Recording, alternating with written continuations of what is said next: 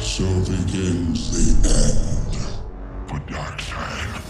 As evidenced by my previous videos, I adore Snyder's previous DC films, and the critical acclaim for Zack Snyder's Justice League feels like a confirmation of his vision and what fans have been clamouring for years. It continues to defy belief that it exists. It seems few directors have incited as many heated debates among comic book fans as Zack Snyder. His Batman v Superman, Dawn of Justice and Man of Steel films sparked heated debates among DC and non-DC fans alike. Man of Steel challenged viewers by presenting Kal-El, Superman, as a brand new reiteration of the Son of God, prior to Batman v Superman deconstructing Superman's original mythos and painting him as a false god or a weapon of mass destruction, instead of a newly discovered symbol of hope and light. But with Zack Snyder's Justice League, according to some, it was a long-forgotten film that never existed. Others would never have the opportunity, and hashtag Release the Snyder Cut was the song that inspired a small group that grew to include many. What is the significance of this? In a nutshell, it was an attempt to release a film that Zack Snyder and his team worked on for years before Warner Brothers. DC Films officially replaced Zack Snyder to change the tone of the film and the direction of the DCEU. In 2017, Joss Whedon replaced it with a disaster piece of a movie. Zack Snyder's Justice League does not begin with a slow resolution cell-phone parody of a beloved hero, but rather with a film that restores the vision and direction of what was supposed to be. Zack's visual epic Justice League resurrects a director's creative vision. Zack was undoubtedly attempting to distinguish his Justice League from your average popcorn comic book movie. Cinematographer Fabian Wagner brings visual compelling shots that are massive in scale due to its rich IMAX aspect ratio of 1:33:1. Some people think it's ridiculous, pretentious. He was, in my opinion, completely successful. This movie is a true Wagner epic that spans many years and many different locations around the world. Snyder's Justice League is a 4-hour epic in the style of 2012's The Avengers, with significant variations. It has a darker tone, less humour, and is ultimately superior in my opinion, despite the fact that Marvel were releasing hit after hit, and despite the fact that I was never a big comic book guy. I had always felt a stronger connection to DC than Marvel. The main problem with the latter is that they attempted to use the Marvel formula, which they, in my opinion, had already perfected by treating their characters in the same way as the Marvel characters. In terms of cinematic scope and complexity, I previously thought Darkseid and the Anti-Life Equation were superior to Thanos and the Infinity Stones. I love the idea of different character interpretations. Everyone has a preferred version that, while not always required, we would like to see used more frequently. As a moviegoer, I appreciate it when a studio allows a director to realise his or her vision, something Warner Brothers isn't particularly good at, especially when you have business people who make comic books, looking at you Jeff, who have favourite versions and want them adapted for the big screen. Snyder deserves credit for taking a completely different path than Marvel, in contrast to Marvel, which in my opinion has simpler plots and simply substitutes characters and locations. The screenplay and storytelling in Zack's films have much more depth. Whatever your thoughts are on Snyder's artistic and screenwriting choices, his DC films are very different and refreshing. From the corporate-filled content we're getting from major studios, where most blockbusters would rather play it safe than challenge its viewers on how mythic figures such as superheroes can be perceived when we don't understand their power and purpose in the cosmos. When Snyder and his wife left the film's post-production to deal with a personal family tragedy, Warner Brothers did not wait for his return. They hired Joss Whedon, the director of The Avengers and Age of Ultron, to completely rework and reshoot the film, and creating an almost exact replica of his success with Marvel Studios. To appease an audience that allegedly wanted the DCEU to be exactly like the MCU, they ripped everything from the Snyder's previous 2 DC films, resulting in a terrible, cringeworthy disaster that had nothing to do with the original concept. The majority of fans, including myself, were dumbfounded by Warner Brothers and Joss Whedon's treatment of Snyder's Justice League. You can check out my thoughts on this mess on a previous video. Is Joss Whedon's Justice League a disaster piece? But in May 2020, Zack Snyder announced a once-in-a-lifetime event, the release of his uncut original version of Justice League on Warner Media's new streaming service, HBO Max. This followed years of high fan demand, some of which devolved into toxic harassment, and rumours about whether or not the cut existed. Everything that the 2017 version of Justice League lacked has been addressed or improved in Zack Snyder's Justice League. What's wild about the plot of the 2 Justice League movies, and despite the extreme 2-hour difference in their respective runtimes, the core plot structure is substantially the same, yet in some way completely different. When comparing the 2 editions, the Mother Box boxes, a trio of enigmatic cubes, are said to have the power to rebuild entire planets. These containers summon an extraterrestrial warlord seeking to reclaim the control of Earth in the name of the ruler known as Darkseid. Aside from the obvious, what distinguishes the two is the tone, attention to detail, scale, and the amount of time spent on character development. The tone struggled to strike a balance between a fun and silly action film and a deeper, more somber superhero film in a theatrical version. Snyder's cut is undeniably a singular vision of a dark and epic graphic novel come to life. Some might even say with a nod to his Watchmen movie. Themes of atonement were given time to fully develop and plot points were given time to develop. Previously, whenever a new threat or important narrative element was supposed to be introduced in Whedon's version, it would be quickly resolved in a matter of minutes, or the villain would magically teleport to the exact location where he was required to be without explanation. Thankfully, that is not the case here. The use of visual storytelling to explain events to an audience is becoming more common. In the Snyder edit, for example, the awakening of the mother boxes is shown as a direct response to Superman's death, releasing an energy that powers the boxes as opposed to how it appeared in the earlier version. Another annoyance was that Steppenwolf always seemed to know exactly where the boxes were at any given time, but only when it served the story. It now appears that the boxes emit a specific signal that Steppenwolf can detect when it's strong enough, removing such sharp edges to improve the flow of the narrative. It's true that, despite how much better developed the story became over the course of the 4-hour runtime, there were times when the pace seemed to lag a little due to an overabundance of exposition detailing the backstories of some of the newly introduced characters. Although some of these sequences are a little too long and should have been cut to speed up the plot, looking at you, Bjorg's Vijavat Vendorosi rendition, which is sung by the Icelandic villagers to Aquaman after he dives back into the ocean. Even if there is the occasional hiccup, what we have here is a much slower paced narrative that takes its time developing the plot and the characters. Perhaps a little too much time has passed, but it no longer feels like a fast-forwarded film as it did previously. One of the specific issues of the 2017 version that I didn't like was the lack of ambition and enormous grandeur that a Justice League film truly deserves. Snyder's Justice League, on the other hand, more than tenfold corrects that flaw. Without a doubt, this is one of the biggest comic book event films ever been seen, both in terms of its enviable reputation and the overall breathtaking grandeur on display. The epic quality is truly complemented by a visual flair that is a visual delight throughout. There were several scenes, including some that were nearly identical to those in the theatrical release, that left me speechless simply due to their beauty. When comparing the visual styles of the two films, the Snyder Cut achieves far more in its more condensed 4:3 aspect ratio than anything seen in a theatre 4 years earlier. Why? One reason is that, while the aspect ratio theoretically fills less of the screen, it depicts significantly more of the breathtaking countryside that was cut out in the Whedon's version. Another consideration is how well the effects work. The special effects in the 2017 film were dreadful. Thankfully, we can now enjoy the truly incredible sets of grade A visual effects that so perfectly depict this universe. Furthermore, I believe the 2021 version has a better colour design than the 2017 version, which I believe contributes significantly to the effects. The 2017 version was overly bright and colourful, giving the impression of a lower quality production than it actually was. Is every effect now perfect? No, but overall this is the breathtaking, larger than life extravaganza I've been waiting for, and I'm grateful that Snyder's ambition has been released in full. And what about the difference in the characters across the two movies? The extended screen time allows for a great deal of commitment to the characters, giving viewers a better understanding and sense of them as they fully develop people rather than exposition robots, as Snyder has frequently provided in the past. Not only do we get better backstories, but we also get the real personalities of each member of the cast. They all have different sides to their characters. They go through ups and downs, and while they may be dark and brooding, they always have a sense of humour that provides a necessary contrast. Overall, they appear to be real people with real lives, rather than characters who exist solely to advance the plot. With nearly 4 hours to flesh out his characters, Snyder appears to have finally found the right balance of plot, style, and character depth aspects that even I will admit he can struggle with his films sometimes. However, Snyder succeeds so well that his vision of the film exactly converts characters I despise in the theatrical version into the ones I admire. Any comic book film, or film in general, you must have a strong character development and evolution. Victor Stone, Cyborg, played by Ray Fisher, is a standout in the film and the character who benefits the most from the original script. As the only actor to publicly criticise Joss Whedon's behaviour on set and accuse him of harassment, some media outlets speculate that Fisher's origin story was omitted from the Whedon version out of pure animosity. Whatever happened was largely irrelevant, because the sickest aspect of the whole thing was denying Fisher the opportunity to be remembered for his extraordinary moving performance as Cyborg. Cyborg's turbulent and complicated relationship with his father, Silius Stone, played by Miles Dyson's very own Joe Morton, is now central to what makes him such a compelling figure. In the Whedon cut of Justice League, Victor lives and reconciles with his father by discovering his life's this mission. Instead of being an angsty robot who will come to his rescue, Silius in the Snyder Cut deepens Cyborg's human character by making a mother box for the League to use against Steppenwolf. Cyborg is a complex and heartfelt character who struggles with his inhuman nature while being forced to use his immense strength for good. Cyborg, the film's most well-developed character and the subject of numerous flashbacks, steals the show. In the words of the director Zack Snyder,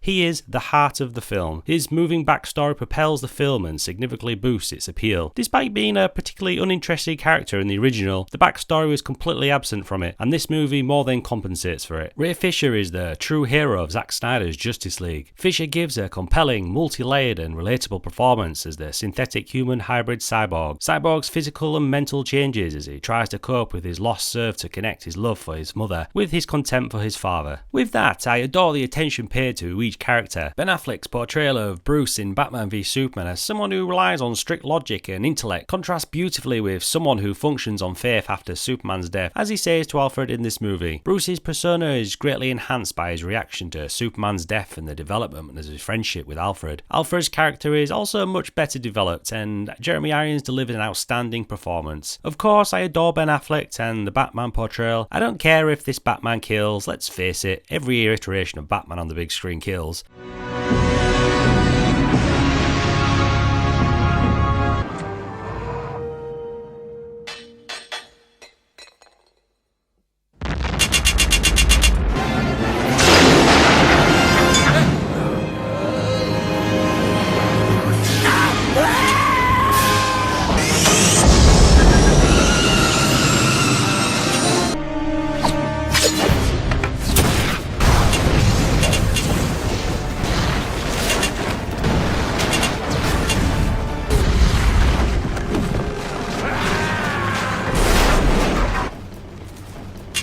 I won't kill you.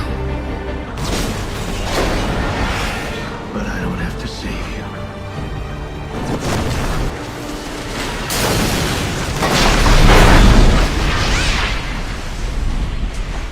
I won't lie, I wasn't a huge fan of either the theatrical Justice League or Batman v Superman, but Ben Affleck was one of my favourite characters in both films, and he was easily the best Batman since Michael Keaton. In every way, he is incredibly cool, sophisticated, intense, and badass. Even in the 2017 version of Justice League, I thought Ben Affleck was fantastic and wished there was more of him. Now that I've seen the Snyder Cut, that desire has turned into a requirement, because I really need more Batfleck. He is outstanding in this film, and it saddens me even more that we will almost certainly never have his own standalone film. Get your goddamn act together, Warner Brothers. The optimism that is more prominent in the extended version is a critical component that distinguishes a significant difference in terms of the Batman persona between the theatrical and extended versions. This feels like a natural continuation of his storyline from the last time we saw Batman, even though I recognise that a more upbeat Batman isn't exactly the demeanour most associated with the character, who has always been more dark and brooding. The last time we saw Batman, he was angry and pessimistic, and he saw optimism as a sign of weakness. After everything Batman went through with Superman and assembling his team of superheroes, he is more likely to have faith, even in the darkest of times. Batman is still the badass crime fighter we all know and love, but in this portrayal of the character, he's willing to trust his team to work together to stop the evildoers, whereas in the theatrical cut, Batman had a my way or the highway mentality. Although not necessarily the worst arc, it is undeniably the better. Speaking of Superman, Superman's storyline was rushed to completion in 2017 after he was resurrected as a befuddled and erratic Superman, and transformed into a corny superhero akin to Christopher Reeve's Superman. I do love Christopher Lee's Superman.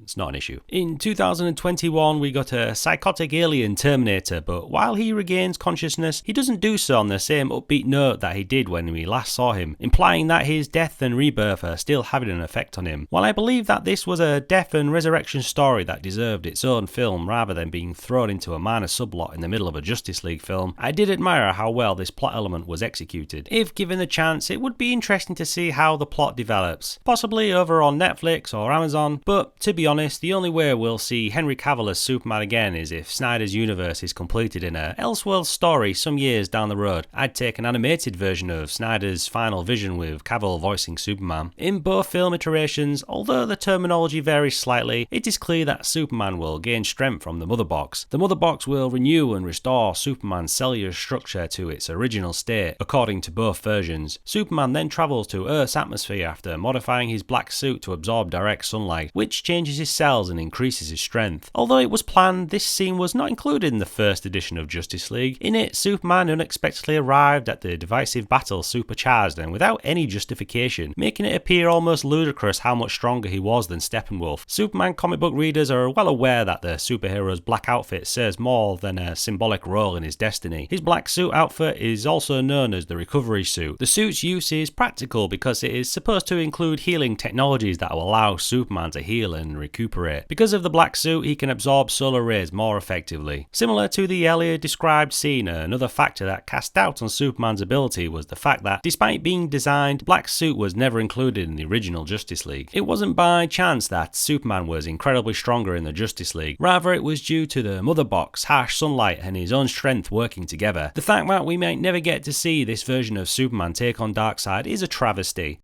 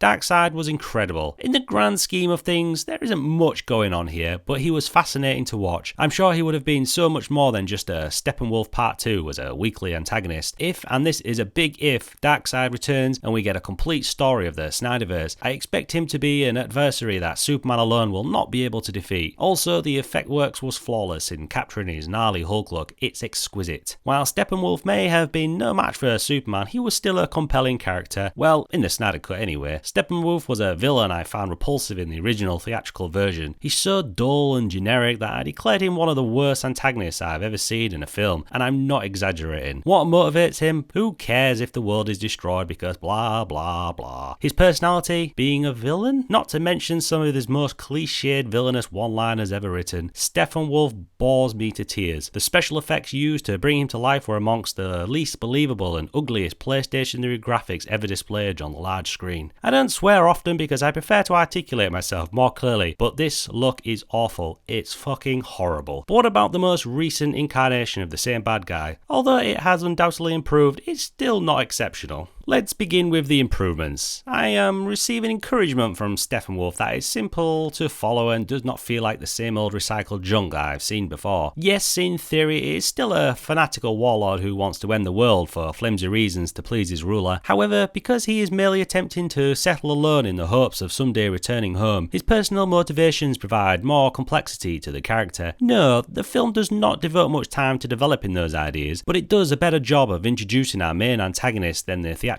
version ever did. He was simply a villain trying to ruin the world for reasons that never truly captured the viewer's attention. This character's writing in the Snyder Cut, on the other hand, was more noticeably different because it made an effort to make his motivations somewhat understandable and to portray him as a more commanding figure in the battle scenes. For the sake of the plot, he appears as a skilled, brutal warrior who isn't indestructible, but he manages to slaughter the majority of those who come in his path due to his mastery of the art of combat. Also, the fact that a million special effects are being used this time around helps a lot. The plot and stakes are real in one of the film's best action scenes, in which the Amazons first encounter Steppenwolf while attempting to keep their mother box moving in order to protect it. Every hit Steppenwolf delivers serves that greater goal, and we now understand why. As a result, he's no longer a cardboard cutout or disposable bad guy. Because of this knowledge and genuine character development, every action scene has weight. The Amazon scene is no longer like a music video edit with one-dimensional, monotonous antagonist. In comparison to Whedon's random cuts which shorten every single scene created by Snyder and always find a way to insert his terrible writing into them. Snyder's camera movements and artistic decisions deepen the villain's relationships with the human, or in this case Amazonians, characters and make the action feel lively and kinetic. Speaking of the Amazonians, surprisingly I believe Whedon's version of Wonder Woman contains more material than Snyder's version. In the 2017 film I recall a shaky foundation of relationships developing between Diana Prince and Cyborg. It wasn't much, but it gave Diana a little more chemistry to deal with. Her ties to the squad, on the other hand, feel frail in this iteration. Wonder Woman remains a fearless warrior who keeps the entire squad together, ensuring that she never gets lost in the crowd. While I appreciate how she establishes the foundations of her relationships with the League's individual players, I wish they had more screen time to blossom by the movie's conclusion. Gal Gadot, on the other hand, plays the role to perfection as always, and the character is still endearing and, of course, badass. Jason Momoa was always a natural scene sealer in the theatrical version of Justice League, and this trait remains in the Snyder edit. Momoa is insanely captivating, exuding a raw appeal in every shot of the film. He has an almost ineffable quality about him. Every blow delivered is believable, but the fun is lightning fast. Aquaman can kick some huge ass and still be the most charming guy in the room. He's insanely talented and I love him even more in his independent films. And now we come to the most bewildering character changes I've ever seen. To put it mildly, I didn't like The Flash in 2017. Why? To me, he was an obnoxiously bad joke machine with no depth, ruining entire scenes with his terrible presence every time he appeared on screen. As they continued to mug for the camera, my eyes began to bleed. But now, they're fantastic. This time around, the addition of Ezra Miller as the Flash was much more enduring because the animated moments that required it, and actually felt like a fleshed out character rather than a silly cardboard cutout. Snyder's edit kept the majority of his jokes, but they work better here because they fit better with his slightly frantic and worried demeanour. As an added bonus, this version mercifully eliminates the worst jokes, giving us a better understanding of the character and their motivations. So please, no more meaningless explanations of why brunch exists. Like brunch. Like, what is brunch? You wait in line for an hour for essentially lunch. It still blows my mind that Warner Brothers and Whedon looked at Zack Snyder's The Flash and thought, you know, this time travel bit at the end is dull. Let's have them save a Russian family and have him do nothing else. Seriously? What were they thinking? Having the Flash save a generic Russian family is rather small scale use of the Scarlet Speedster's powers, where Barry Allen's awkward running technique, seen exclusively in Justice League's theatrical cut, appears. Presence of the Russian family itself appears unlikely given that the area is clearly intended to appear deserted. Barry's heroic moment was indeed planned, but it wasn't until the Snyder Cut debuted in 2021 that it was revealed. This ending featured Barry reversing time in his light speed exceeding last minute save to protect the Justice League's tech-powered Cyborg into the mother box in order to prevent the Unity, and as this scene unfolded my jaw dropped to the floor. I was astounded to see the Flash reverse time in such an organic and visual stunning manner. I can't express how much I enjoyed this scene. This ending demonstrated that the Justice League's ending has been drastically reduced during the reshoots. The reasoning behind it only served to make the change appear even worse. As the credits rolled and a powerful rendition of Hallelujah played, I sat there for a while reflecting on the sheer audacity of it all. The tragedy, I believe this was Autumn's favourite song. The impossible, the fans' unwavering dedication, Zack and Deborah's unwavering dedication, and I must say I agree. Yes, hallelujah. With the exception of Batman and Cyborg, all the characters in this film are treated as gods due to their superhuman abilities. They treat them as if they are heavenly beings, especially Superman, and this adds to the wonderful aspect of photography to the film that I adore. Because of the stunning images, you feel as if you are in their universe. Steppenwolf astounds with his startlingly humane portrayal of a man who only wants to be with his war-world destroyer family once again. Darkseid is very well done and appropriately terrifying. The anti-life equation discussion gave me chills. This film makes me believe that if DC had just committed to Zack's vision, they could have had a viable rival to the MCU. Zack Snyder's Justice League is a work of art. It is a filmmaking masterpiece. It affected me in some ways because of its profundity and unwavering dedication to a unique, gorgeous vision that no MCU film has had to this day. The MCU, Infinity War and Endgame are hugely popular. I love them also. They combined 21 coherent movies before Endgame, and that in itself is a cinematic triumph. But with that, they're still popcorn comic book movies. Yet I still didn't feel the way I did after watching Zack's Justice League. The MCU, in my opinion, do not aim high enough, and that's abundantly clear in their Phase 4 outings. I I'm overjoyed that Man of Steel, Batman v Superman and now Zack's Justice League serve as examples of the benefits of different method of approaching godlike beings. The Snyder Cut was only made possible by fan interactions, which gave fans what they wanted without any assistance from the studio. Nevertheless, Snyder may appear eager to leave the DCU universe behind, as his next film, Rebel Moon, which is set to premiere on Netflix in December 2023. Some may be unprepared to see what Snyder achieves outside of the DC universe, but I can't wait to see him branch out into different filmmaking genres and investigate narratives that aren't solely based on comic books. I will be eternally grateful to him for the fully realizing of his vision, and we should all be grateful to him for that. To be supported is an incredible thing, you know, especially supported by this incredible fan base. They've really taken the movie to heart, and so there is something really satisfying and fun for me bringing these amazing fans a movie that they wanted to see. It's an incredible accomplishment that this almost mythological version of the film is now available in its entirety uncut. It's a far cry from the Justice League corporately ordered edit, but it's also one of the greatest comeback stories in cinema history. Some fans are hoping that Warner Brothers will restore the Snyderverse now that the Snyder Cut is available. Of course, the aforementioned nightmare sequences gives the viewer several hints as to what to expect if the Snyderverse is revived. Whether we get to see the concluded saga is ironically in the hands of the gods in which we love and adore on the big screen. Well, that's enough rambling for one day.